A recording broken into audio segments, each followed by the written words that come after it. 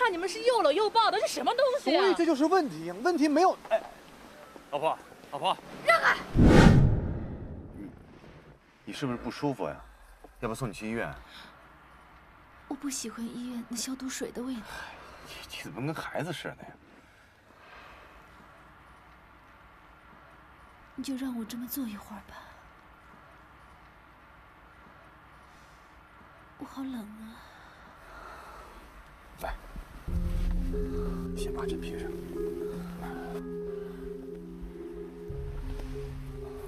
圆圆，我还是送你去医院吧。不要。你干嘛呀，柯文杰不得了了，说到上了明天的头版。能上头版的哪一件不是大新闻啊？你看啊，果真天下乌鸦一般黑啊！哎呀，这世界到底还有没有好男人啊？不可能，不可能！这事实都摆在眼前了，这有图片为证的。有毒片怎么啦？这些 PS 都做得出来，你不长脑了你？我也不信我这是真的。大海他不是这种人，这其中一定有什么误会。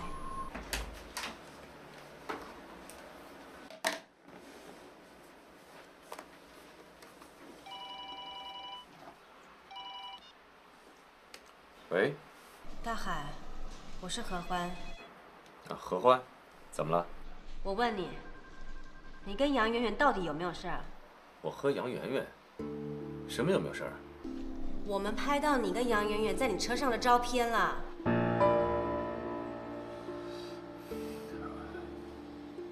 是这样的，那天她生病了，我开车送她回去，就是这样，没别的事儿啊。我可以相信你，跟我解释没有用，你最好快想想办法。这些照片登出来之后，你该怎么对社会大众说明这一切？还有，你该怎么给妹妹一个合理的解释？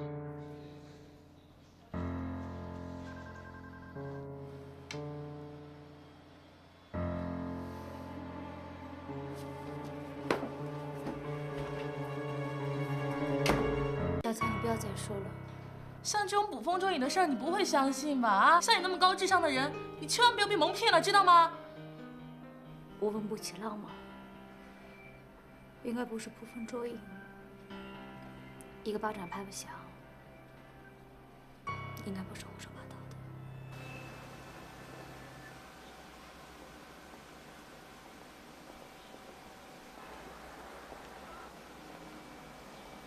妹妹，大海找你来了。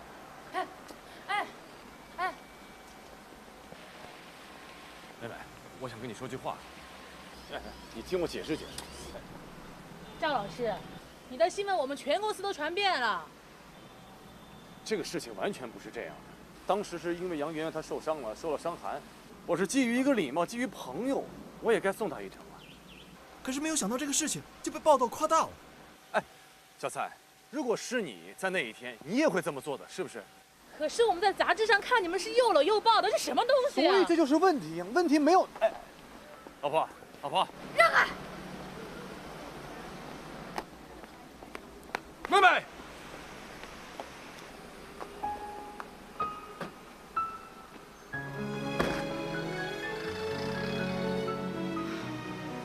赵老师，其实刚才这事我也安慰过妹妹了，我说这事没那么严重，可她毕竟是一个女人，你还是赶紧去安慰安慰她吧，快去吧。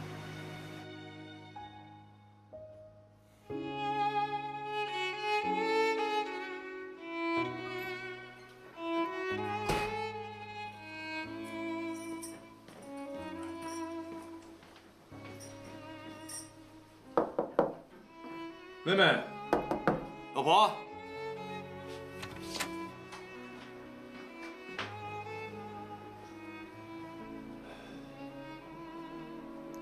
老婆，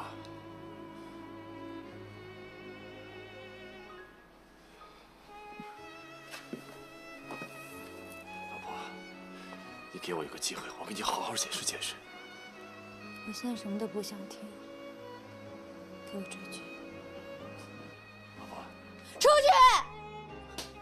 走，出去呀！婆，长晨，老婆，老婆，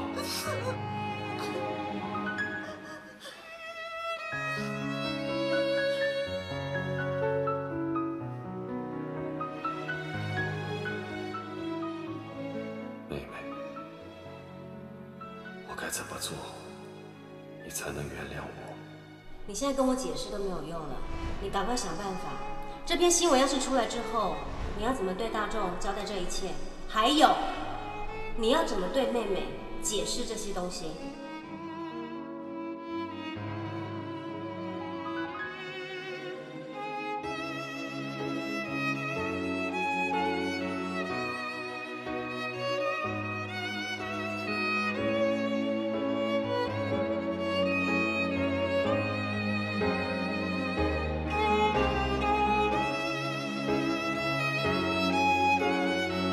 王爷，我们的嘉宾呢？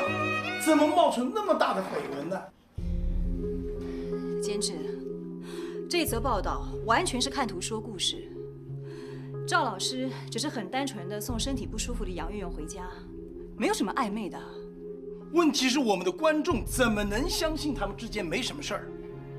你们都去看看电视台的报道，不但你们节目的留言板给崩爆了，我们电视台的网站都被黑客给黑掉了。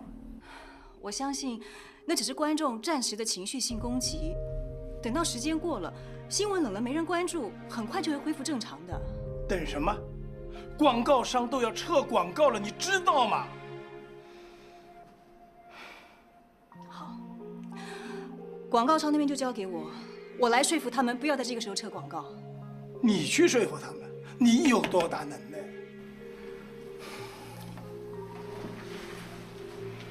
监制，我要向你请辞。只要我辞去嘉宾的工作，就可以缓解目前节目组所承受的压力。不行的，大海，你如果这个时候辞了，不就等于默认你跟杨月月的确有不可告人的关系吗？没有就是没有，我问心无愧。但是现在，如何把伤害降到最低点，是目前我们工作的重点。赵老师，都是因为我，该辞掉工作的人应该是我。好，既然这么说，我们先看赵老师辞去嘉宾后的响应。如果这样还不能平息观众的愤怒，杨媛媛小姐，你也做好离开节目的准备。监制，监制，你再考虑一下吧。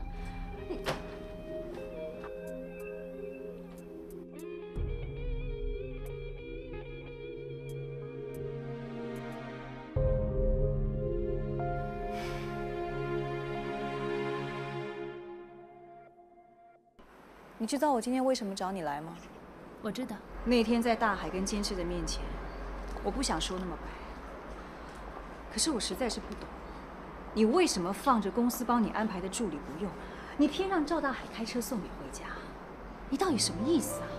那天我没有工作，没有带助理，这你也知道的呀。我也告诉过你了，你身体不舒服就不要勉强，你把约给取消了，你记得吗？我只是不想扫兴，我以为自己可以撑得住。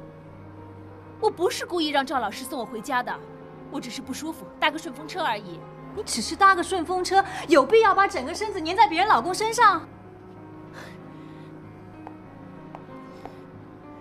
怡姐，我知道这个绯闻害赵老师丢了工作，你很生气，但这个绯闻对我的影响也很大呀。为什么你一点点都不关心我，反而用这个态度质问我？圆圆，你暗地里你帮着赵大海联络张老板，我不是一点都不知道。我也猜得出来，你是因为喜欢赵大海，所以你想拉拢张老板来投资他的计划，因为你可以利用这个机会让你们俩的关系更紧密，对不对？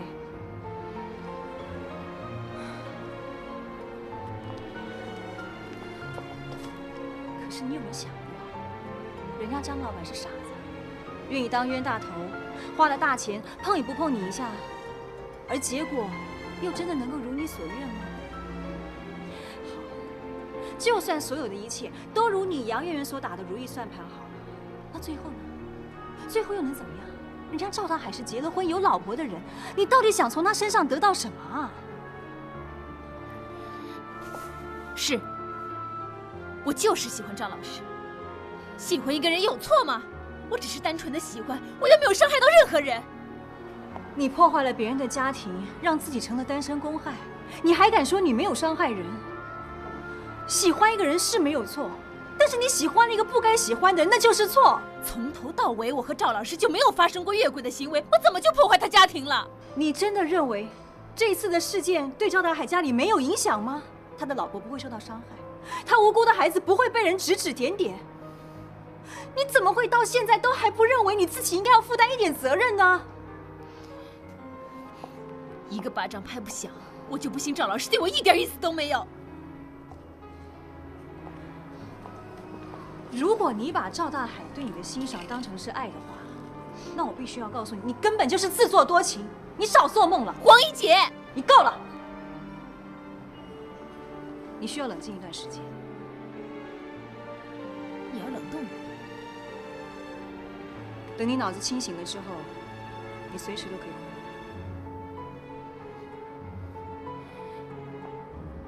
一姐，我杨媛媛靠的是我自己的真本事，我现在只不过是悄悄喜欢上一个男人，你有必要判我死罪吗？什么叫悄悄喜欢一个男人啊？你搞得鸡飞狗跳，全世界都知道了，你还想怎么样啊？我只不过是想……杨媛媛，我告诉你啊，你要是还想在演艺圈立足的话，你最好就乖乖听话，安安分分的休息一阵子。如果你认为我帮不了你，你可以自己来解决这次的风暴，我没有意见，我不勉强你，我们可以立刻解约。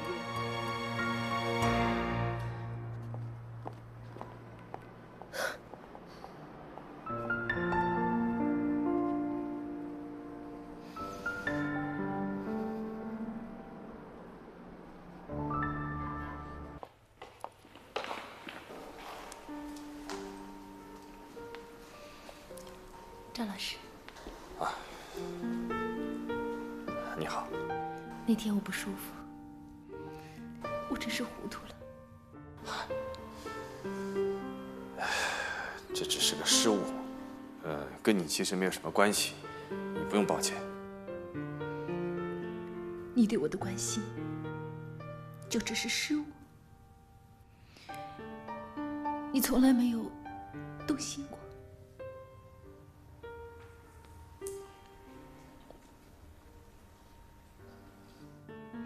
赵老师，现在没有人，你可不可以不要回避这个问题？你告诉我，有没有一点点的喜欢？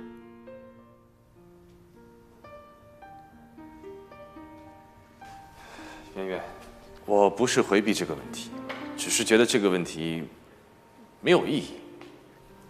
我欣赏你，你聪明、美丽、能干，很高兴能够有你这样的一个朋友。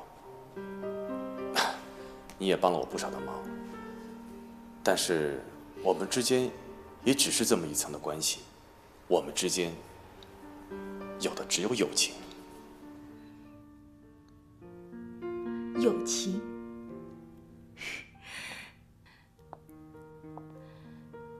你确定？我们应该更珍惜我们眼前所拥有的一切，那些意外的感动、心动，只是一些短暂的瞬间。你是个聪明女人，你应该知道我在说什么吧？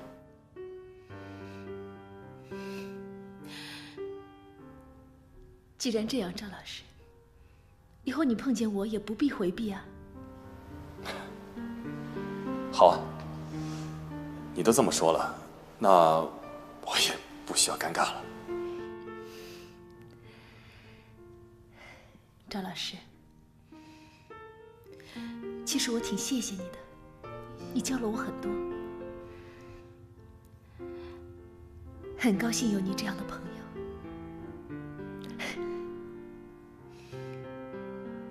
再见。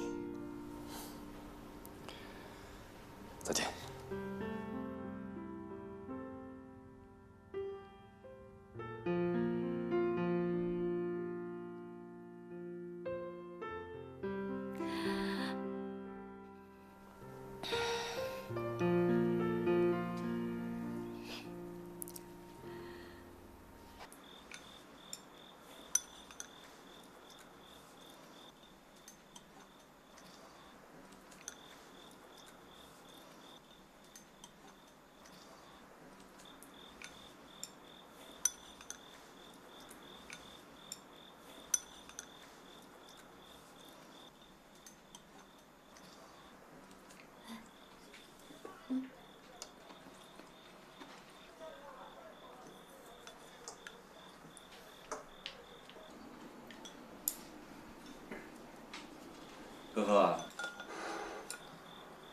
前你不是老说要去迪士尼玩吗？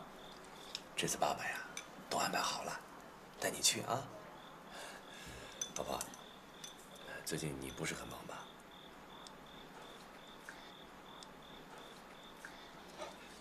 就是，妹妹啊，正好呢，我的腰伤犯了，你们啊，把呵呵带出去玩几天啊，去旅游，也让我好好休息啊。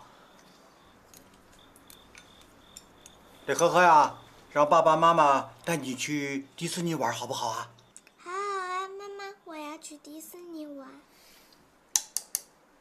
小朋友吃饭的时候不要说话。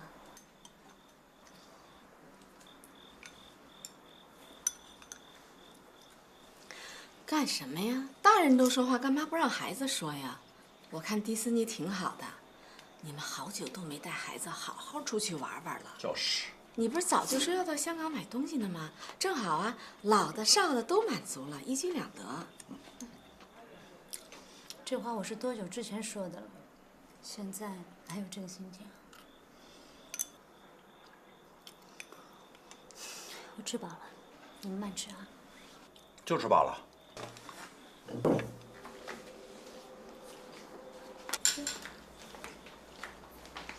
爸爸，你要和妈妈说对不起，要很认真哦，要很认真的说1000次、10000次，直到妈妈接受道歉为止。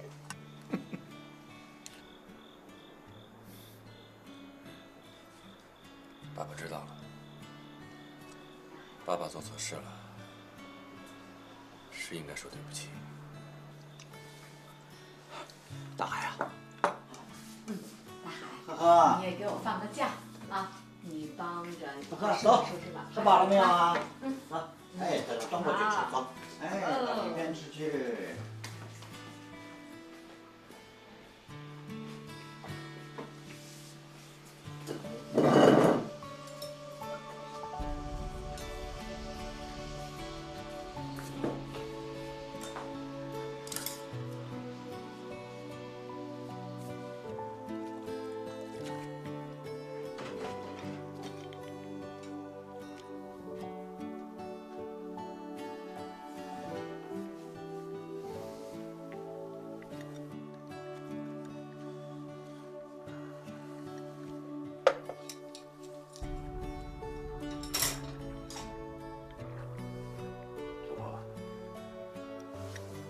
就没有机会跟你解释。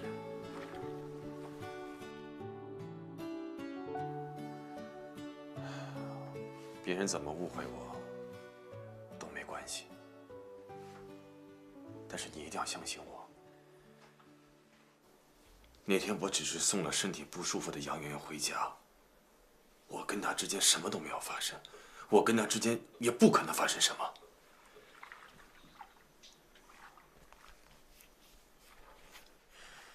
老婆，我没有告诉你，是因为我怕你想太多。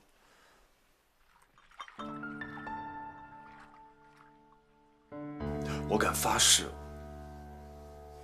我跟他真的没什么。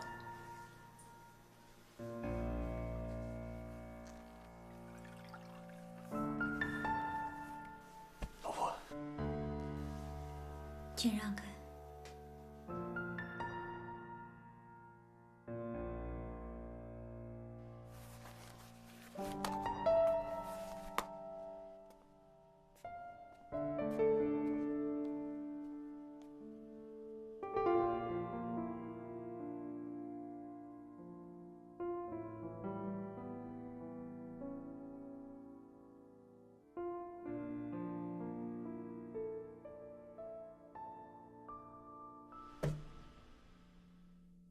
听说死老头子，这大海和那个杨媛媛出事以后，你就从头至尾你就没骂过他？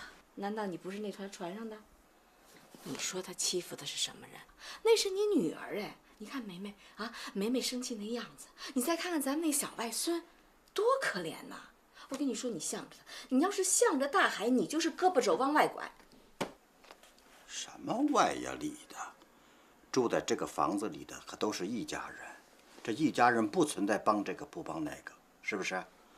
还有啊，咱们可都知道大海这是被陷害的。你看那照片，一看就是假的，多糙啊！糙也能看出来是谁。啊，在车里2个人还搂搂抱抱，还用咱们家梅梅的丝巾往她身上。哎呦，我一想到这个我就生气。要不叫为了梅梅，我早给她轰出去了。我跟你说，你可别学那些多事的丈母娘啊！再说了，这种话可不能当着外人说，让孩子们听到了，这多难听啊！我是他妈，我还用你说呀？我还不知道怎么做啊！我就是提醒你啊，提醒你。老头子，你有提醒我那功夫，你能不能去教育教育你那女婿啊？切，平时跟他砍得火热，哎，这回出了事了，你们怎么客客气气了？哎，你摆出点长辈的姿态，约他出去谈谈，教育教育他怎么做人家的丈夫。我知道，这不得找个机会吗？这还用机会啊？我看你压根儿就不想谈。说实话，你是不是觉得他这么做没什么？你是不是年轻时候也这么着来的？说什么呢？啊，我是那种人呐，我能办那种事儿吗？真是。行啊，依你的。好了，行，我知道了啊。我等会儿找他。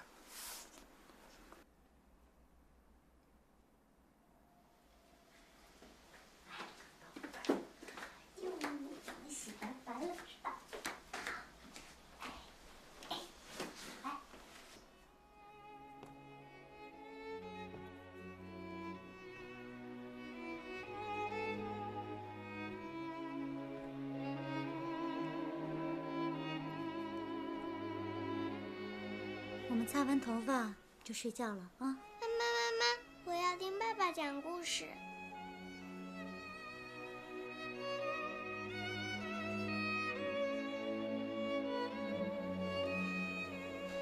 爸爸今天工作忙，妈妈陪你讲，我让爸爸好好睡觉啊。讲完了，我们俩就睡觉觉，好吗？亲亲。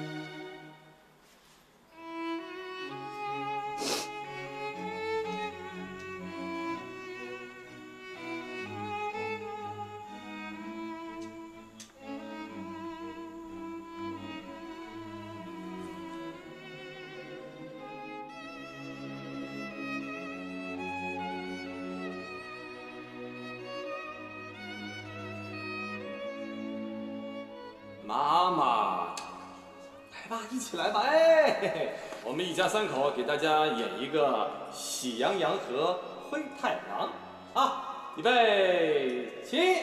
喜羊羊来呀爸爸，你明天一定要记得给妈妈买个大大的生日蛋糕哦。呵呵，每天都提醒爸爸，爸爸一定不会忘记的。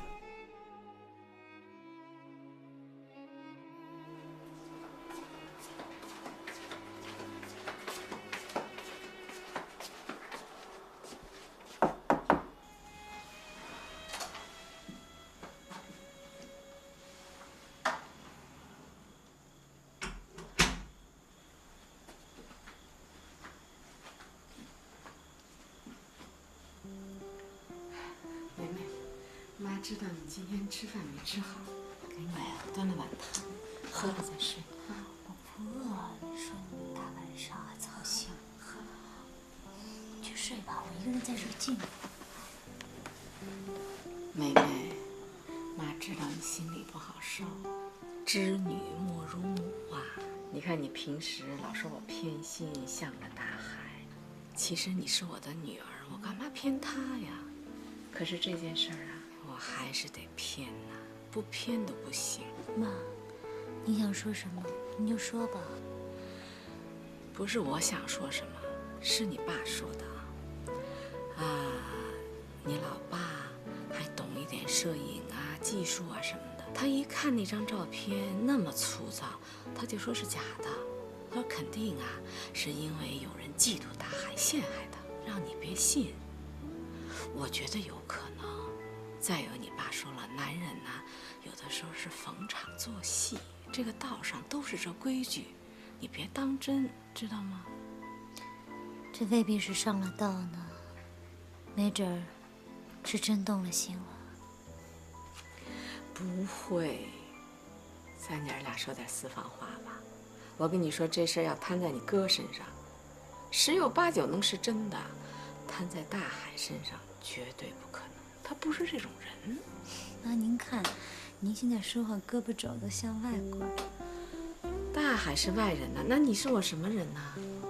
说什么话呢？人家大海对我对你爸啊，跟亲生父母没两样，这你是看到的。那又怎么样？这对父母好不都应该的吗？你看，你嘴硬不是？你心里不是这么想的，对不对？总之，大海呀是爱家顾家的好男人，他为了你和孩子，绝对不会拆散这个家庭的。人家大海是一名人民教师，什么该做，什么坚决不该做，人家的心里比咱们都清楚。再说了，他可是吃过苦的孩子，他会珍惜辛辛苦苦建立起来的这份幸福家庭。妈可看得最清楚了。您是看清楚了，我是看不清楚。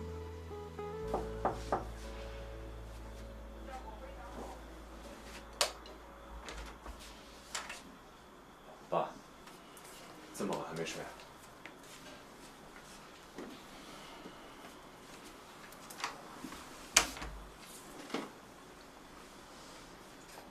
我想找你谈谈。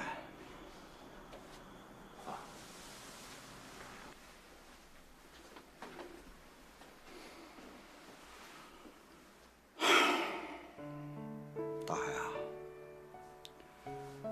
你知道，在这个家里，我是最理解你的啊。有些事儿，我不管别人怎么说，我总是在背后默默地支持着你，是不是啊？但是，我也知道，要让一个男人一辈子只忠实于一个女人，忠实于一个家庭，那也是件很不容易的事情。爸，你也不相信我？不，我相信你。我绝对相信你不会主动的去勾引别的女人。可是大海，我相信你有什么用啊？啊？你得让梅梅相信你，是不是？你看过去啊，这但凡是遇到芝麻绿豆大一点小事儿，那梅梅呢总是蹬鼻子上脸，把家里搞得天翻地覆的。可是这一次不一样，一句话都不说，总是安安静静的上班下班，在饭桌上吭都不吭一声，不寻常，这太不寻常了。我和你妈都很担心呐。这次的确对他的冲击太大了，都是我的错。当然是你的错，是你大大的错了。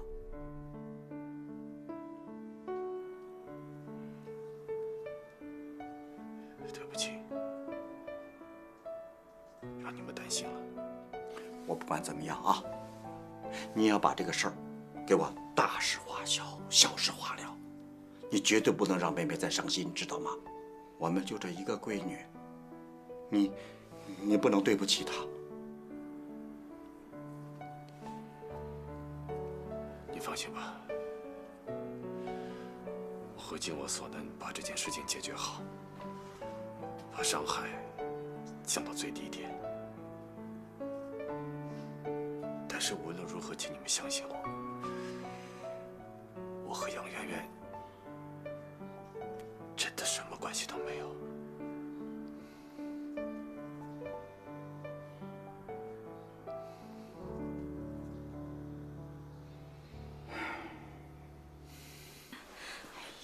这孩子啊，真是，你是真看不清楚啊？你只是不想给他好脸色看，对不对？你只是想趁着这个机会教育教育他。你做的对，妈支持你。现在大海是越来越有名，越来越火，免得他翘尾巴，咱们就得敲打敲打他。但是你让大海老住在书房，这可不是事儿。让他睡久了，到时候他睡到别的女人床上去了，你要想再拉回来，那就难了，孩子。那就去吧，大不了一辈子他也见不到我跟呵呵，我们两个过着也挺好。你这说什么话呢？这婚姻可不是斗气维持的，你再这么继续冷战下去，这疙瘩越结越大，距离越来越远。你看那些年轻轻的就离婚的那些人，都是因为屁大一点事儿就升级成巨大的矛盾啊，彼此谁也不服谁，在那儿撑着啊，到最后呢，骑虎难下，只好散伙。哎呀，啊，咱们的事儿你就别操心了，自己能解决好。不是我为你操心，是你爸非得要管。你爸说了啊，问那小子还想不想好好过日子？他要是不想过这日子，让他趁早滚。你说我拦着他，我说你千万别，等等，看看咱们的女儿怎么想，别冒冒失失的跟人大海去说去。妹妹，妈可不是个老古板。如果大海真的和你性格不合，如果他真的对家庭不负责任，朝三暮四的，妈第一个跳出来把你拉出这苦海，不能让我女儿受这罪，对不对？可是大海不是这种人，你干嘛因为那张莫名其妙的照片就抛弃自己辛辛苦苦建立的家庭和刚刚懂事的孩子？值吗？你老大不小了，好好想想明白，别犯傻。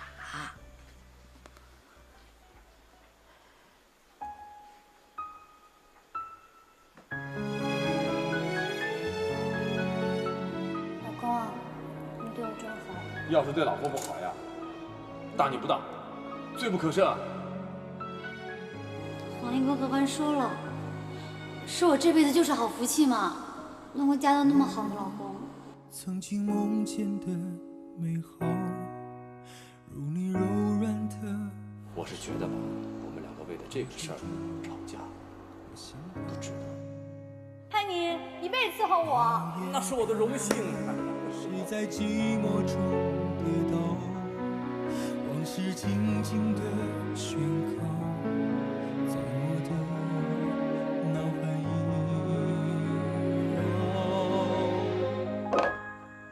难道与你无法相爱到老，如此依靠，也只是短暂的凑巧。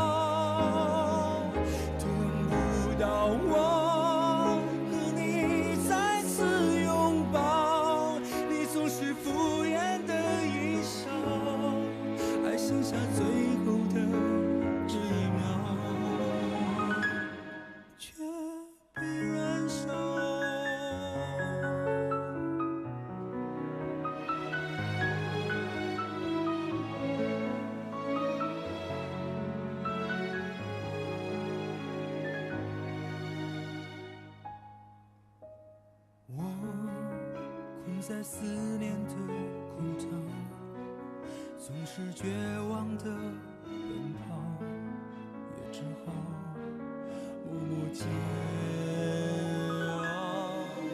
难道与你无法相爱，到老彼此消耗，也只是无奈的句号，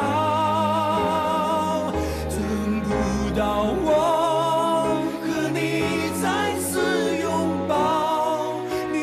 淡淡的一笑，爱停在最后的这一秒，已被抵消。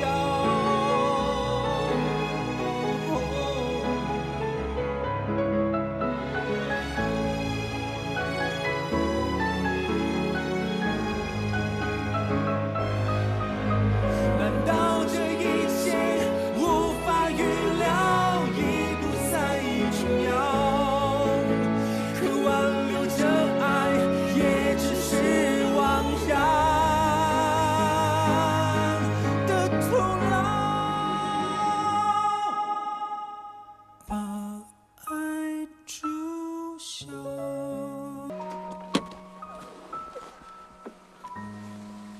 老婆，我送你吧，这会儿坐公交车会迟到。不用，我自己打车就行。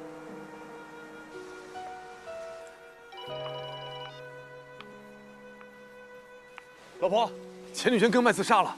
什么？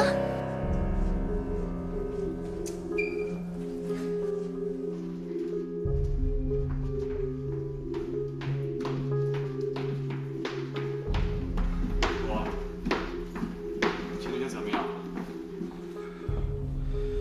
刚刚度过危险期，正在观察。那你怎么不去陪他呢？你们俩是？她是我老婆。就是钱丽娟说的大学同学周妹妹。原来丽娟说的都是真的。不，我问你为什么没有去陪她？现在是她最需要有人照顾的时候，你还站在这儿干什么呀？她不肯见我。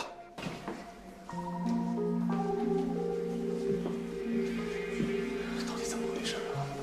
钱丽娟为什么要自杀？怪我。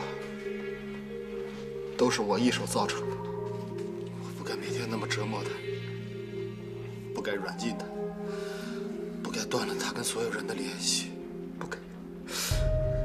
不该对他说我要与他同归于尽。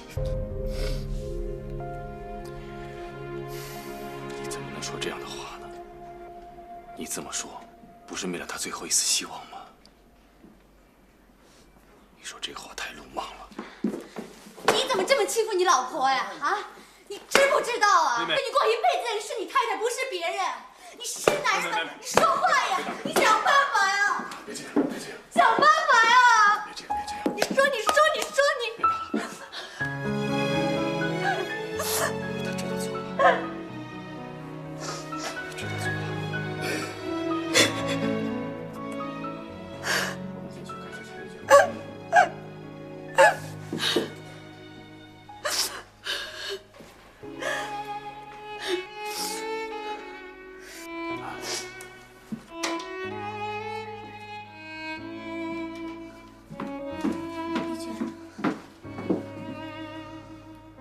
你怎么把自己搞成这个样子？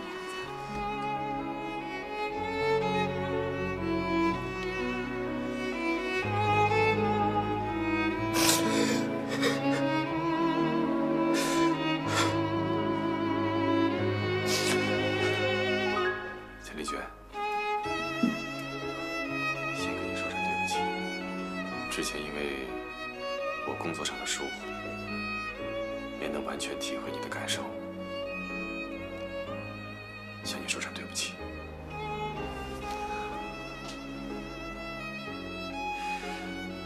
希望你能够再给我一次机会，让我来帮助你。丽娟，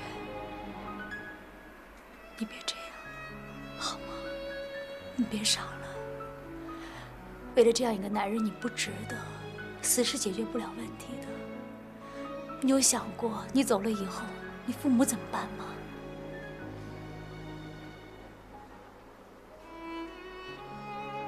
妹妹，你不是我，你不会了解我的痛苦的。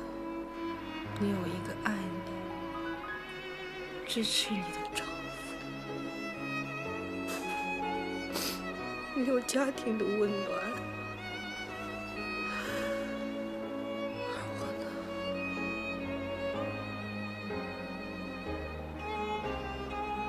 我每天面对的是一个眼高手低、对我使用暴力的丈夫。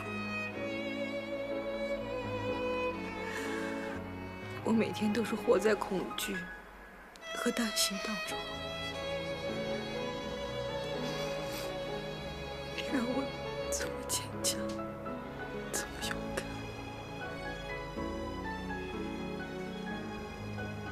家家都有本难念的经，不是吗？我们每天出去的时候，都是把自己打扮得漂漂亮亮的。谁会把破衣服穿在身上？所以呢，你看到的幸福不一定都是真的，也许是假象。所以千万不要相信，也不要羡慕我。我的生活没有你想的那么滋润。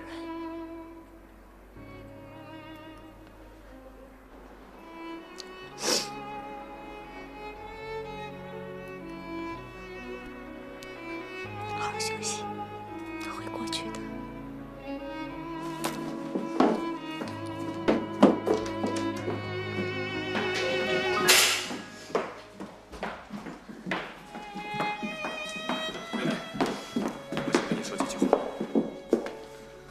不想听。你太聪明了，也太能说。你随随便便就会说出一大堆很漂亮的理由来，我也说不过你。我已经做傻子很久了，不需要浪费你的时间、你的口水、你的精力，你就让我继续傻下去吧。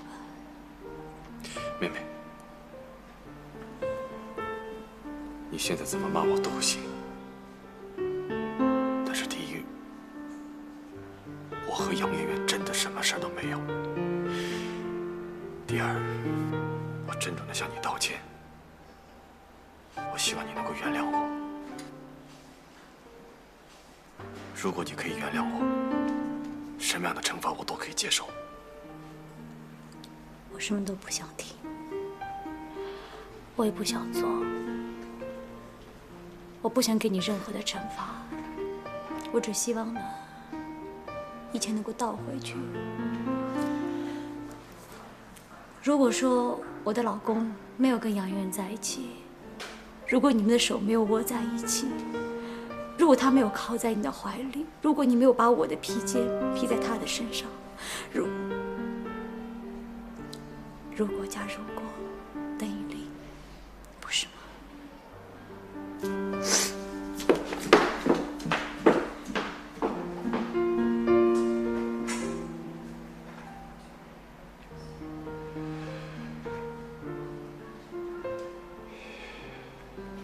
哎呀，要不要喝水？哎，你哥马上要结婚了，家里一大堆的事儿，我又干不完。哪天叫大海回来帮帮忙，行吗？妈，这点心是我哥，我帮他就可以了。你这是找别人干什么呀？你看你这孩子，我是帮你创造机会，找个台阶下去得了呗，还没完没了了。 我不想让别人抓到把柄嘛，省得说我什么没有他，我什么都干不了。哎呀，瞅你这个拧劲儿吧，你以前不是挺依赖大海的吗？怎么了？现在长出息了？妈，你别拆我台行吗？我这是拆你台呀，傻不傻呀？我是在帮你补台呢。你妈能拆你的台吗？啊，好了，呵呵，这个不玩了啊，喝水，宝宝，来，到妈妈这儿来，嗯。 你还老想这么僵着呀？啊，是不想跟大海过了，还是怎么着？要过你不能犯傻，你还真不想跟大海过了啊？妈，真的，我好几次我想着办法去原谅他，可是我一想到那个女人，她贴着大海那个画面。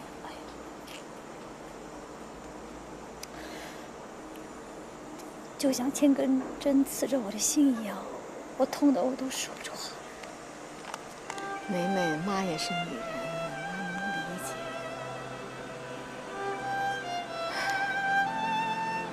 这外边的女人，风骚漂亮，还主动的投怀送抱。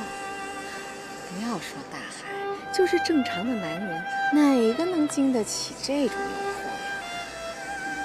再说，你好好想想，人家大海死不承认和那女人的关系，这说明什么问题？说明他在乎你，在乎孩子，在乎这个家，是吧？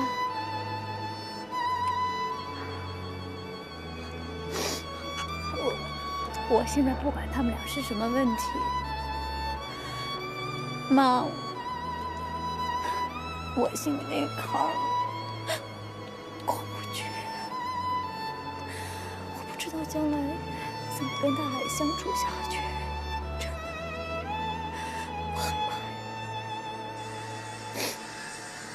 事，没事，好了。赵老师，你不要激动嘛，你现在年纪还轻，以后大展拳脚的机会多的是嘛。您要这么说，这职称是什么？啊，职称是个恩惠，谁年纪大了要退休了，就照顾老年人，是这样吗？除了教学、工作、科研之外，学术委员会还要考虑很多问题。那您告诉我，还有什么标准？比如说，人品。为人师表就必须要有好的人品。最近你在报纸上和那个女明星的事儿闹得沸沸扬扬，已经造成了很不好的影响，所以学术委员会没有投你的票是正常的。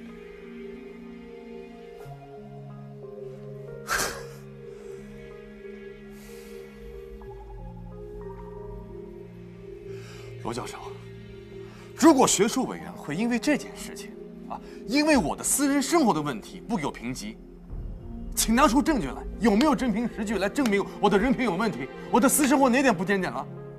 你不能够因为一个娱乐报道就来评判我的人品有问题呀，这样太不客观，太不严肃了吧？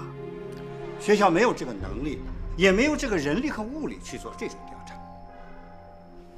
无论这件事是真是假，已经对学校和我们的教师队伍造成了很不好的影响，所以学术委员会做出这样的决定是正常的。你确定这事是真的？老王的儿子也在学校上班，他说的错不了的。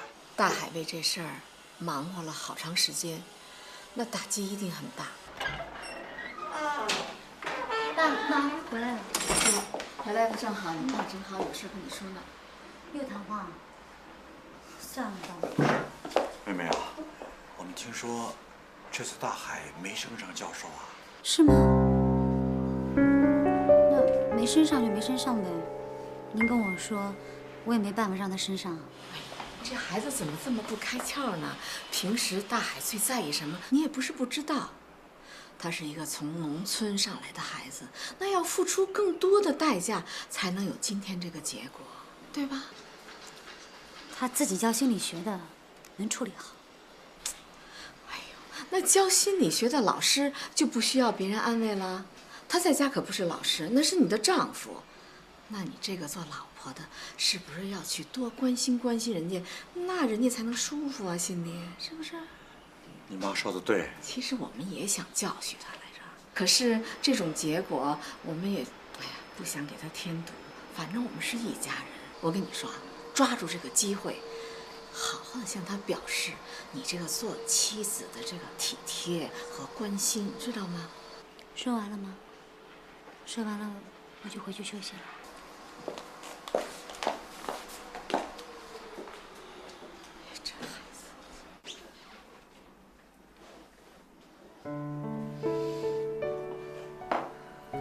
我知道，或许在主观上你并没有欺骗或背叛妹妹的意思，但是在客观上来说，你却让全世界人都认为你背叛了你老婆，而妹妹，她却必须承受随之而来的议论，还有外界的压力。当一个女人意识到自己的丈夫可能背叛的时候，她不但会哀伤，她会痛苦，她会愤怒，甚至她会产生强烈的自卑感，还有自我否定。因为他曾经相信的一切，在一气之间全部都瓦解了。他甚至会觉得，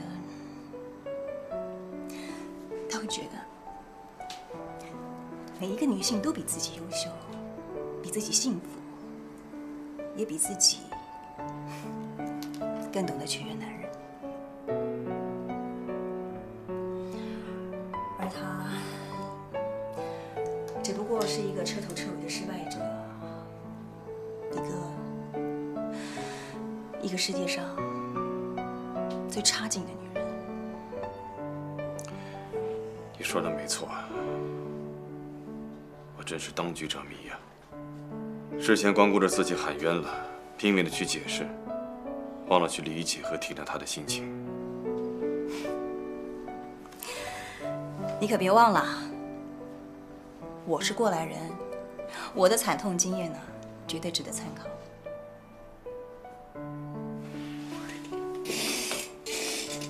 哎，你是过来人，你给我出个点子，我现在该怎么办，可以让她消消气？妹妹的个性我很了解，她不是爱斗气的女人。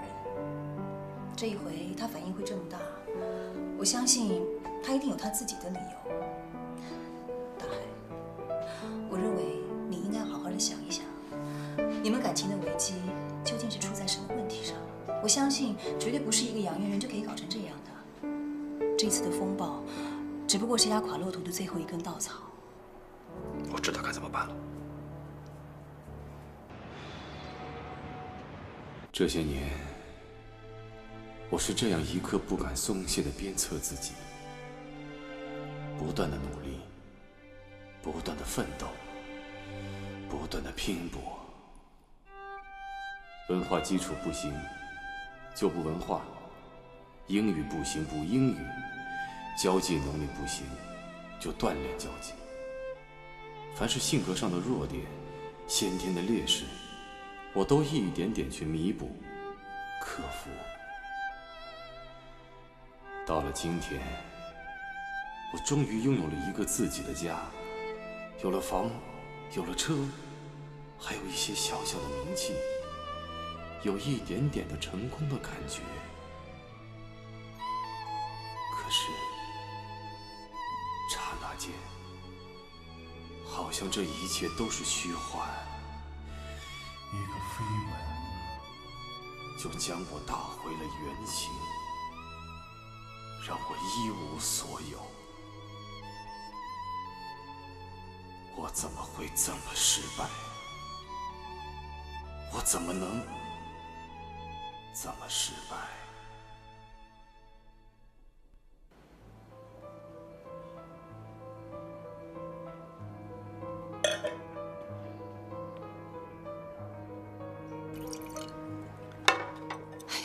不要再喝了啦！哎，放手！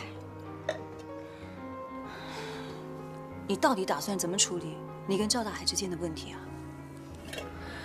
是啊，妹妹，咱们之间还有什么不能说的？说，我跟焕仪帮你想想办法。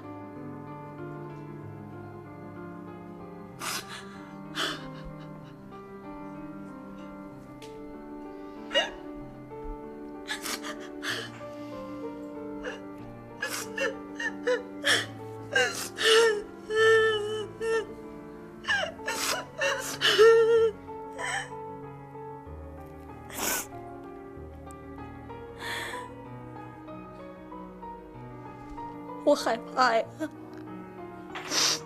我真的害怕。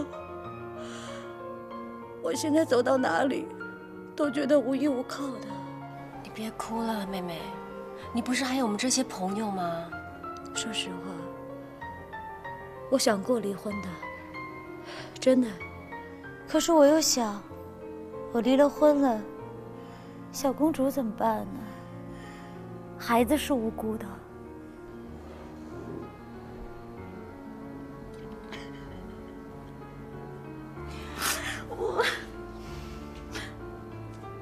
我现在连质问我老公的勇气都没有。我害怕吗？我害怕我老公给我的答案是，他真的爱她，是，他爱杨媛媛，他爱她。到时候那我怎么办呢？所以你就选择逃避，你坚持要冷战。你一点沟通的机会都不留给大海。我很想跟他沟通，真的。可是我想要面对他的时候，我的心都乱了。你知道吗？以前我跟大海不管怎么说，我们吵架也好，不高兴也好，我都觉得我自己特别幸福，每天都被他宠着。突然有一天，整个世界都不一样了。我甚至怀疑，我以前的幸福是真的还是假的。我一直在怀疑，所以我害怕吧。我害怕我老公真的不要我。妹妹啊，我觉得你对于这件事情是不是过度敏感了呢？你把事情想得太复杂了。再说了，你跟大海还是相爱的，只要你们相爱，这事情肯定是能够讲清楚的，不是吗？妹妹，你认真的回答我，到目前为止，你还是怀疑大海他爱杨媛媛吗？我老公把这个女人的头很亲密地放在他的怀里面，我老公很小心翼翼地呵护这个女人，那你说，是，大海他不懂得避嫌，这一点我也觉得他做得不好。但是我必须要说，如果他真的爱杨媛媛，那他们老早就出事了，被拍到的就不只是温馨接送情了。反正我不希望卡在他们两个人当中。我不希望我老公对我仅仅是责任，没有爱。你傻呀你妹妹！如果大海他真的这么爱杨媛媛，他何必要这么费尽心思的要挽回这段婚姻呢？你要知道，男人他不可能光靠着责任就可以维系婚姻跟家庭的。我也没有见他有什么挽回啊，他也没有什么行动嘛。大海他来找过我，他明确的拒绝了杨媛媛，而且他跟我说，他心里面他真的很在乎你。妹妹，老实说，作为一个男人，赵大海他懂得反省，他愿意改正，这是他最大的优点。夫妻之间本来就应该要彼此宽容、互相体谅的。你在这个节骨眼上，你拒绝了他，你不是等于把他直接推给杨媛媛了吗？我真的帮不了他。我每天解释同事们对我的安慰和关心，我真的我疯了已经。哎，你帮不了他，你可以帮你自己啊。如果你开心，你跟赵大海幸福的在一起，那么这个绯闻，它就只是一个绯闻而已，它很快就过了。可是如果你不开心，你要闹离婚，那么这次的事件，它就不只是个绯闻，它就是真相了。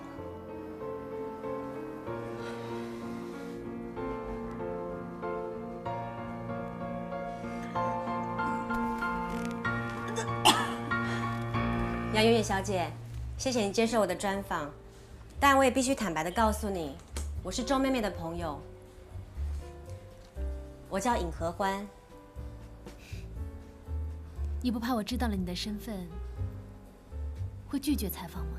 你不会的。我相信你也想把你跟赵大海先生的绯闻对大众交代清楚。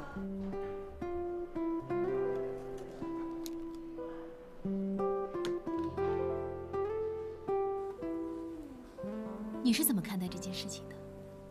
说实话，谁都想找一个没有结婚的好男人，但是这好男人还是挺难找的啊。当一个人努力的寻寻觅觅，想要遇到一个好男人，可能这个好男人他已经结婚了。一开始当然，我们也会抗拒，也会不断的提醒自己，要刻意的保持距离。可是慢慢的陷进去了，就爱上了，这理智也就不管用了，倒也是挺痛苦的。尹记者说的真好，说出了所有单身女子的心声。一个人寂寞的时候，谁不想找个肩膀依靠？尤其是女人脆弱的时候，往往都会失去理智。但事情只要在还可以控制的范围内，短暂的失去理智，它可以成为幸福的瞬间。而那一段似有若无的感情，与其摊在阳光下被众人撕裂挞伐，还不如把它放在心里最深处，深深的隐藏在心里。您说是吗，杨媛媛小姐？我有一个连经纪公司都不知道的秘密消息，可以先透露给你。什么消息啊？一个可以把我最珍惜的美好藏在心底最深处的消息。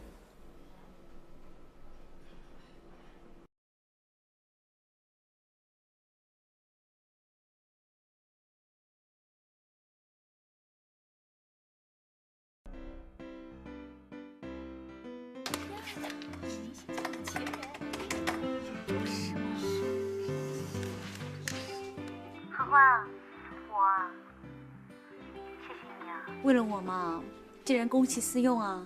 什么公器私用啊？再说这则新闻是千真万确，杨媛媛亲口告诉我的。说妹妹同学，我可是踩了线还得罪同事才得到的消息。你要不要请客呀？请，我当然请了，我再回都要请的嘛。你说的啊，那餐厅你找，没问题。再说一句，谢谢你。我挂电话啦，再见。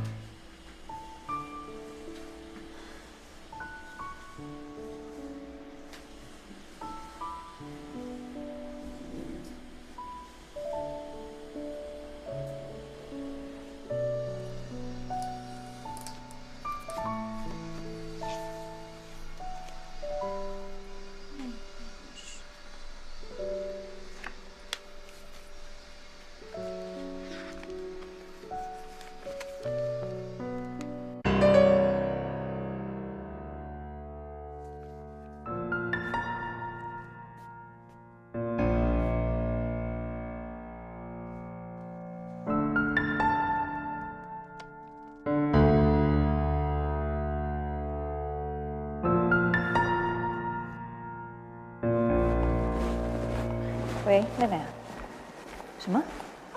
你说大海留了离婚协议书，然后人就不见了？那学校呢？那儿也找不到人吗？怎么会这样？妹妹，妹妹，你别急，你听我说，我这儿我也会想办法找一找。拜拜。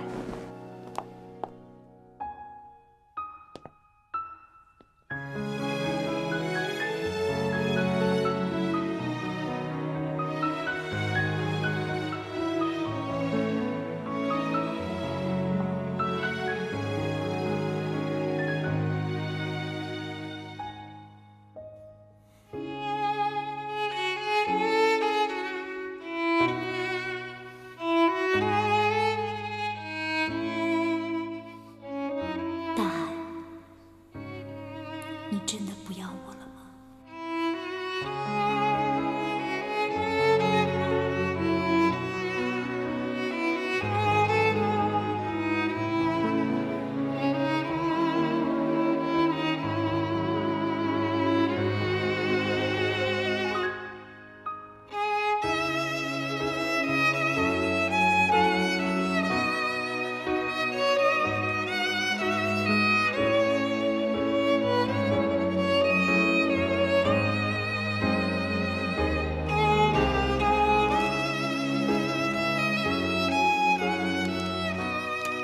亲爱的老婆，这些衣服都是你给我买的。从我们相恋到现在10年了，你给我买了很多的衣服，大部分都已经找不到了，只留下一小部分摆在储藏室里。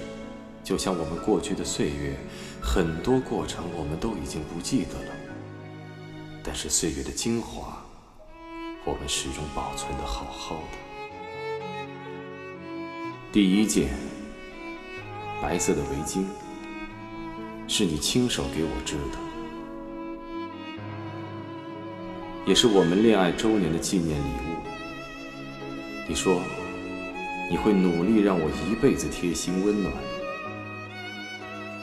那条围巾果真暖了我好几个冬天，一直到今天。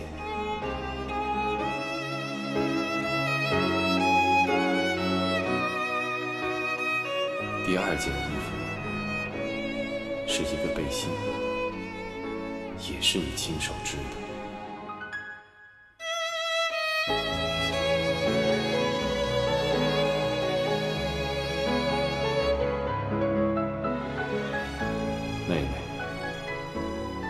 们大学时相遇，你丝毫不嫌弃我一个来自乡下渔村的年轻人，一路伴随着我打拼，我才能够有今天小小的成就。你为我付出的一切，不仅仅是衣服，还有我生活和事业上相关的所有，都是直接或间接地经过了你的手。你经常问我爱不爱你，对我来说，这从来不是问题。我不仅爱你，而且你还是我身体的、生命的一部分。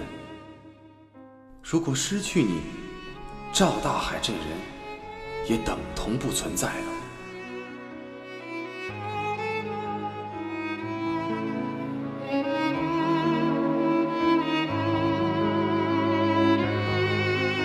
你还记得吗？大学时，我们在千年曙光杯下迎接第一道曙光，并承诺会继续相守这一世纪。你还说，在那个能迎接中国第一道曙光的地方，我们将彼此最诚挚的感情交给了对方，无论今后遇到任何的困难和阻碍，也不能有所动摇。当年的那句话，我可以自私地要求你为我坚持下去吗？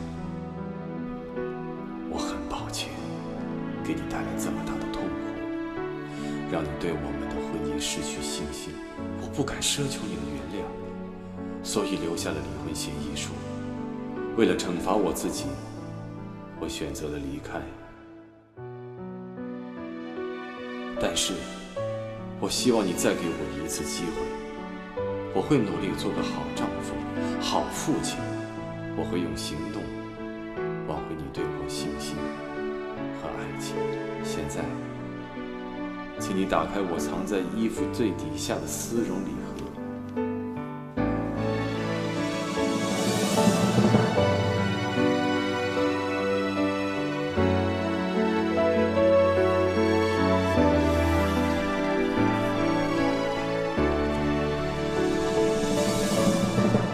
如果你愿意，再给我一次机会，请戴上戒指，和我共同迎接属于我们未来新生活的第一道曙光。